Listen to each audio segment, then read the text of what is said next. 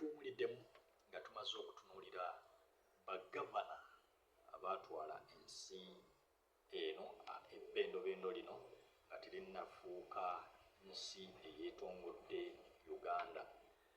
Nolwekyo mu mwaka ogw'1962 gavana oyo gwe tuyise Sir Walter Coates bw'amala okubeera nga bakkiriziganya ne Nnabakyala e Bungereza okusobola okubeera nga eggwanga lyattu Uganda lifuna obwetwaze, bateeseteese balonze Ssaabaminisita nga independence tennatuuka, Ben Kiwanuka, balonze Dr.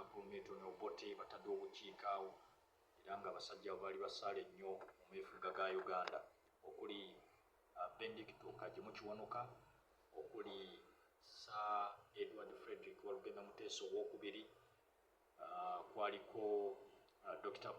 Obote n'abalala abalwana ennyo okulaba nga Uganda yafuna obwetwaze mu mwaka ogw'1962 era bw'emala okubeera nga eweereddwa obwetwaze mu mwaka ogw'1962 omukolo gwali wali ku kisaawe eky'Amenuula e Kololo era gwali mukolo gw'amaanyi ddala nga balonze omukulembeze obanga bagenda lulonda omukulembeze mu myaka egyaddako mu mwaka ogw'1963 nga balonda pulezidenti wa Uganda eyasooka Sir Edward Frederick Walugenda Muteesa owookubiri, pulezidenti wa Uganda eyasooka. Nolwekyo omwaka ogwo gwenkugambye ogwa 1962 bamaze okutuwa obwetwaze, tetwalonderawo bukulembeze era bateekawo ebifo ebyenjawulo omwali ekifo ekya vice president, ekifo kya president, ekifo kya prime minister. Lwaki mbyogedde mbiva eri mabega nga mbidde eno? Lwensembyeyo prime minister mu kaseera ako yeyina obuyinza obw'ensi yattu Uganda. President yali mukulembeze naye nga wa mikolo, president ow'emikolo. Sir Edward Frederick Walugenda Muteesa owookubiri yalondebwa nga president ow'emikolo. Nolwekyo twagala tutunuulire ku bapulezidenti ba Uganda abaakafuga ensi yattu Uganda okuva mu mwaka 1963 oyinza ogamba 1962 naye nga twatandika okwefuga obutereevu mwaka ogw'1963 naye era abamu okutuuka olwe bagamba twefuga, abazungu tebakyatufuga, naawe osobola okubeera nga oweebuzaamu eddala twefuga oba tetunneefuga. Baba bagamba nti abazungu bayima gye bali oba babeereyo gye bali ate ne batuwa amateeka ate nga ddala mutuufu baatwesamulako ne bagamba musajja kudde muguze mwetwale, naye mutuufu twefuga. Okusoomooza okukyaliwo obukyanga abazungu bavaawo, Uganda tefunangako bukulembeze bwa mirembe, nti tulonze obukulembeze bwaffe, pulezidenti akwasizza munne entebe mirembe, ekyokuviira ddala mu mwaka 1963 okutuuka katuba 1962 myaka 62 bweddu Uganda tefunangako mukulembeze wa mirembe.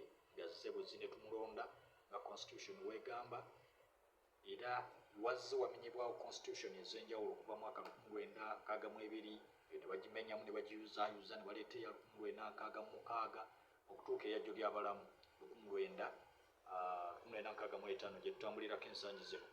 Yateekebwawo akakiiko ak'enjawulo ne bakola ssemateeka omujja tutambuliramu, naye ng'ennaku zino era akoleddwamu ennongoosereza, aggiddwamu ennyingo ezaali ez'enkizo zaggibwamu ezimu n'ebirala n'ebirango ebitambula myaka gino 62. Nga bwe tugambye pulezidenti wa Uganda eyasooka ye Sir Edward Frederick Walugenda Muteesa owookubiri, we yali pulezidenti wa Uganda eyasooka, ate nga prime minister yasooka yalina obuyinza mu kaseera ako yali Dr. Obote, era ono teyabandaalako Kabaka Muteesa oba President Muteesa, abamu gwe baali bayita King Freddy teyalwangaalako, kubanga bw'amala okukwasibwa entebe y'obwa president mu mwaka 1963 ataggibwako mu mwaka ogw'1966. Yalondebwa mu lubiri olw'Emmengo Dr. Obote nga yeeyambisa omuduumizi w'amagye yaliwo mu kaseera ako President Obote n'abeera nga yeeyambisa Ssaalongo Idi Amin Dada yali omuduumizi w'amagye mu kaseera ako n'abeera nga ajjako Ssekabaka Edward Fred Gwalugeme Muteesi II mu mwaka ogw'1962 n'abeera nga amuggyako. Ate mu mwaka 1966 Idi Amin Dada bw'amala okukuba olubiri lw'Emmengo, mwana wattu ate Dr. Milton Obote awamba 1966 era constitution bagikyusa olwo omukulembeze w'eggwanga pulezidenti ate n'aweebwa obuyinza obujjuvu. Era okuva mu mwaka 1966 constitution eyo ewa pulezidenti obuyinza obw'enkizo okusinziira ku ssemateeka oli gwe babaga mu 1962 ate yali tewa pulezidenti buyinza. Nolwekyo Milton Obote abwewa mu 1966 era yafuga Uganda okutuuka mu mwaka ogw'1966 okutuuka mu 71. Ate Dr. Milton Obote agibwako kyekiri kye twogedde nti tetufunangako kugibwako kwa pulezidenti mu mirembe, bagibwako n'amaanyi, kuwambibwa, kulwana, kuyiwa musaayi mu mbeera efaanaganako bwetyo. Abantu bangi abaafiira mu lubiri lw'Emmengo abalugulamu obulamu nga tukyuka okuva ku mulembe gwa Kabaka Muteesa nga pulezidenti okudda ku pulezidenti Dr. Milton Obote. Ate era mu kuwambibwa ku Obote okutuuka ku Amin yaggibwako bugibwa, yakwebwa akasimu namugamba eno todda. 1971 Ssaalongo Idi Amin Dada eyewa ebitiibwa byonna amagye n'abimalayo n'atuuka ku kitiibwa ekya Field Marshal MCDC Conqueror of British Empire, bw'atyo n'akwata mu ntebe yattu eya Uganda nga pulezidenti wa Uganda 1971 okutuuka mu 1979. Ono yakyusa ebintu bingi. Yagamba ebimu tebigasa nga paaliyamenti y'ensi yattu Uganda yagiggyawo, lafula emyaka gye yamala 9 yagiggyawo n'agiteeka wali. Amin yafuga Uganda nga talina ababaka ba paaliyamenti oba tewali paaliyamenti, akola n'abaminisita be era n'emyaka 7 egyasooka ate teyina vice pulezidenti we, ekifo ekyo tekyaliwo. 1971 okutuuka mu 1977 teyalina vice president. Ba vice president kugenda balaba maaso awo nabo bategeere abakabeera mu ntebe wa vice president. Nolwekyo oyo president wa Uganda owokusatu Idi Amin Dada byakola yabikola, ababisiima babisiima, abatabisiima tebabisiima. Yagoba abayindi, ekyo kimujjukirwako nnyo. Yali musajja ataasoma, kimujjukirwako. Yali musajja alina obuyinza, asalawo awa order ne zikola. Bakola ebintu bingi emyaka 9 egyo era ng'ebimu bikyalabwako. Mwaka 1979 bamala omumamulako, balondawo omukulembeze ab'ebiseera awo. Bajjukira nti mu 1979 baleeta Professor Yusuf Kironde-Lule, ajja mu 1979 okumaliriza okutuuka mu 8 Paul Muwanga ajja yafugamu awo kati okutuuka ate ono Paul Muwanga ategeka akalulu k'ekinaana ako kemulira akatwala kabwejjumbira pulezidenti Yoweri Kaguta mu nsiko ke kamutwala kategekebwa kabwejjumbira ono Paul Muwanga era nga kigambibwa kyetabwamu Dr. Milton Obote n'aba DP. Kati DP ndowooza Ssemwogere yali esimbye mu kaseera ako, kigambibwa nti yawangula akalulu ne kakwatibwamu.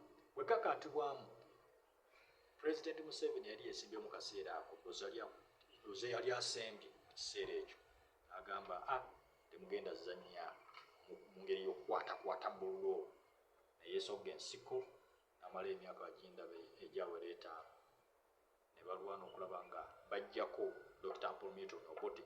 Yasikira Paul Muwanga oba Paul Muwanga mwaka ndowooza gwali gwa 1980 okutuuka mu 85 awo Obote akomawo envuunula bibya afuga emyaka agindaba 5. Omusajja ono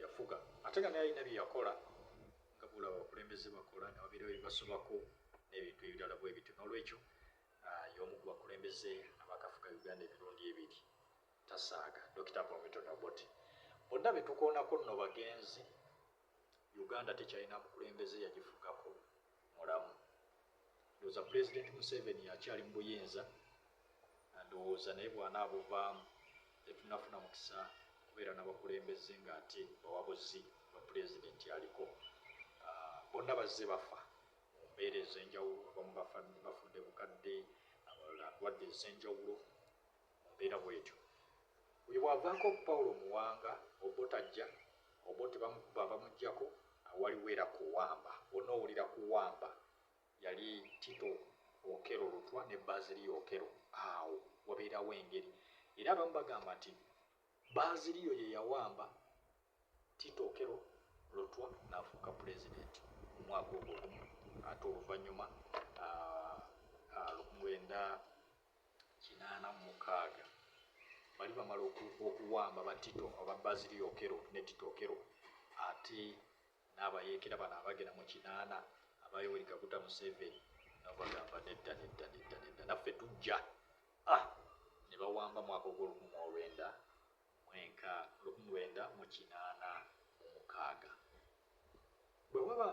bwe bamala okuwamba mu 86 batwala obuyinza okubujja ku bano era bamu bakola ensobi nti obuyinza President Museveni yabujja ku Dr. Prometo Nabote nedda bamusooka okuwamba Bazili Okero ne Okero Lutwa bawamba then Yoweri Kaguta Museveni n'awamba bano Bazili Okero ne Tito Okero Lutwa bw'atyo n'abeera President wa Uganda ow'omulundi ogw'omunaana naye kati babeera President nti bw'obala Prometo Nabote yafuga emirundi ebiri naye President Museveni ow'omulundi ogw'omunaana n'olwekyo be bakulembeze ba Uganda abakafuga ensi yattu Uganda okuviira ddala mwaka ogw'1962 okutuuka mu mwaka guno gwe tulimu ogw'2024 era emikolo emitongole gigenda butereevu mu bitundu eby'Ebusia abakulembeze ab'enjawulo bali gye bali omukulembeze gw'eggwanga Kaguta Museveni agenda kubaayo era nga ameefuga gano gatambuzibwa mu disitulikiti ezikola Uganda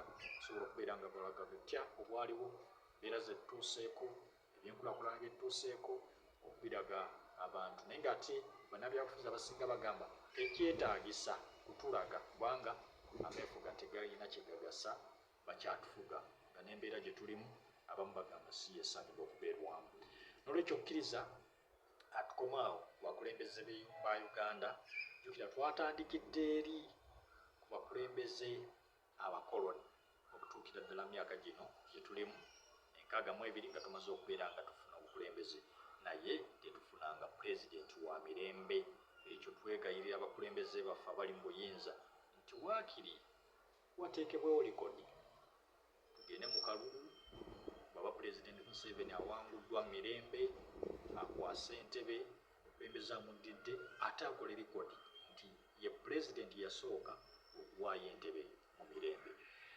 yakafuga emyaka 38 bweddu yakafuga ensi yattu Uganda bingi byakoze muli ebyenjigiriza muli ebyobulamu enguudo naye ate bingi ebikyagaanyi mu myaka 8 era byagala okubeera nga akomawo okusobola okutereeza abamu nga bagamba nedda kyokozeeko kimala naffe katukwate ku nkasi muzzukulu wa Mutasengo omuzirambwa mulirwa Bulhani Munaggomba tukyagenda mu maaso n'okulaba ate ba vice president ne basipiika abakafuga ensi yattu Uganda waakiri olunaku olwaleero olwa independence obeekokko n'akatono k'omanya ku meefuga g'ensi yattu Uganda